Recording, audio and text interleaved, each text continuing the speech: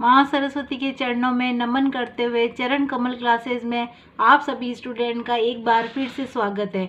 अभी तक हमने प्रस्तावना कौशल और खोजपूर्ण कौशल के घटक क्या होते हैं और उनके उदाहरण देखे थे। आज का हमारा जो सूक्ष्म शिक्षण का तीसरा कौशल जो है वो है उदाहरण सहित दृष्टांत कौशल। ये कौशल क्या होता है, इस कौशल में प्रश्नों का निर्माण कैसे किया जाता है और हमारे जो पाठ योजना के अंतर्गत ये जो उदाहरण सहित दृष्टांत कौशल है किस तरह से काम में लिया जाता है, इस बारे में जानकारी प्राप्त करेंगे। उदाहरण सहित दृष्टांत कौशल के माध्यम से शिक्षक पाठ को सरल, रुचिकर तथा सुस्पष्ट, सुग्राह्य बनाता है। इसमें अध्यापक चित्रों, स्पष्टीकरणों, उदाहरणों का सहारा लेता है।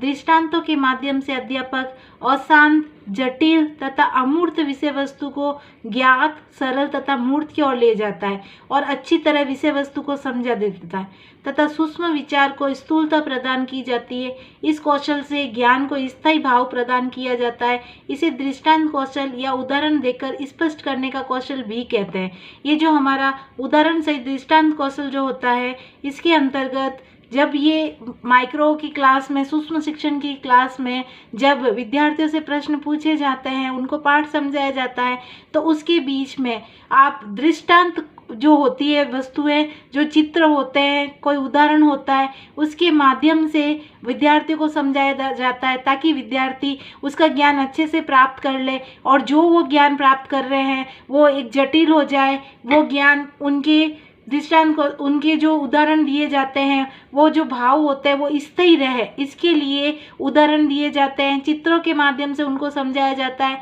चित्रों और उदाहरणों के माध्यम से जो प्रश्नों का निर्माण किया जाता है या जो पाठ पढ़ाया जाता है, समझाया जाता है, वही उदाहरण से दृष्टांत कौशल कहलाता है।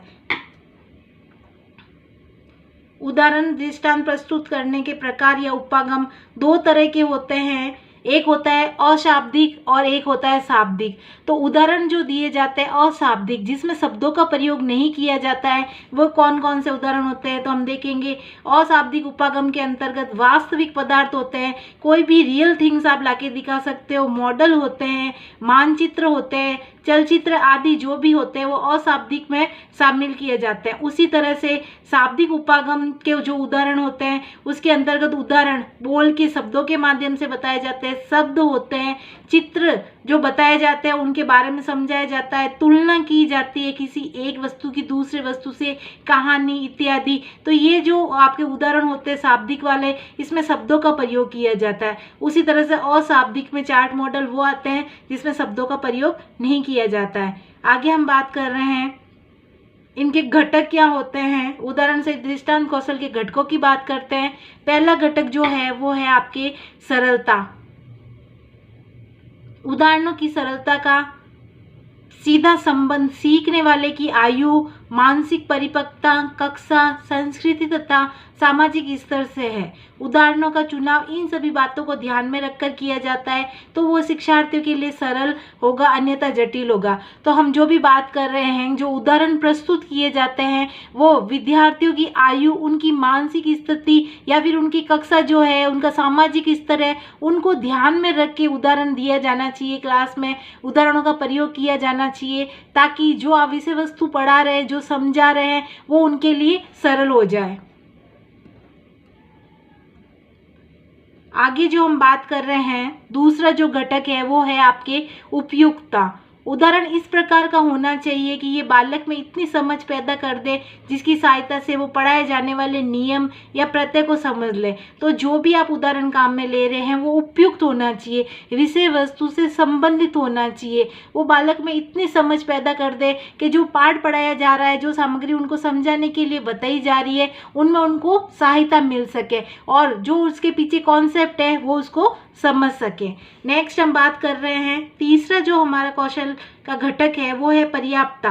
किसी भी प्रत्यय या सिद्धांत को स्पष्ट करने के लिए दिया गया उदाहरण इस प्रकार का हो कि वो पूर्ण सिद्धांत की व्याख्या करने में मदद प्रदान कर सके। और तो जो भी आपको उदाहरण प्रस्तुत करना है, विद्यार्थियों को उदाहरण अध्यापक द्वारा समझाया जाता है, तो वो पर्याप्त होना चाहिए। उसका जो कॉन्सेप्ट है, उनके पीछे जो सिद्धांत है वो स्पष्ट होने चाहिए और वो इस तरह से उदाहरण प्रस्तुत किया जाए कि जो आप विषय वस्तु समझा रहे हो उसकी वो पूर्ण व्याख्या कर सके, ताकि विद्यार्थी उसको अच्छे से समझ सकेंगे।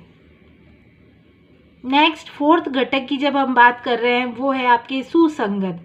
उदाहरण बालक की आयु एवं मानसिक स्तर के अनुकूल होना चाहिए। वो उदाहरणों के रूप में कहानी, मॉडल, चित्र, ग्राफ आदि का उपयोग कर सकता है। छोटी कक्षाओं के लिए कहानी अधिक उचित रहती है। तो जो भी उदाहरण प्रस्तुत किया जाता है, जो सामग्री आप पढ़ाना चाहते हो, उसके लिए जो उदाहरण ले रहे हो वो विद्यार्थियों की आयु और मानसिक स्तर के अनुकूल होनी चाहिए। और उदाहरण के रूप में कहानी, मॉडल, चित्र, ग्राफ कुछ भी बता सकते हैं, लेकिन कक्षा का स्तर हमें ध्यान रखना है। अगर बड़ी कक्षा के हैं तो उनको किस हिसाब से उदाहरण दिए जाएंगे, और छोटी कक्षा के विद्यार्थियों को कहानी के माध्यम से आप अच्छे से समझा सकते हो। नेक्स्ट हम बात कर रहे हैं, अगला जो हमारा घटक है वो है रोचकता।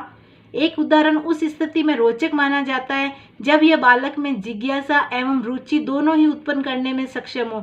यदि बालक उदाहरण प्रस्तुत करने के दौरान बार बार हाथ उठाते हो, प्रश्न पूछते हो, तो ये सब उनकी उत्सुकता को दर्शाती है। तो हम बात कर रहे हैं, जो भी आप उदाहरण दे रहे हो, पाठ्य वस्तु से संबंधित कुछ भी समझाने वाले हो, तो वो उदाहरण रोचक होना चाहिए, बालक में जिज्ञासा और रुचि उत्पन्न करने वाला होना चाहिए।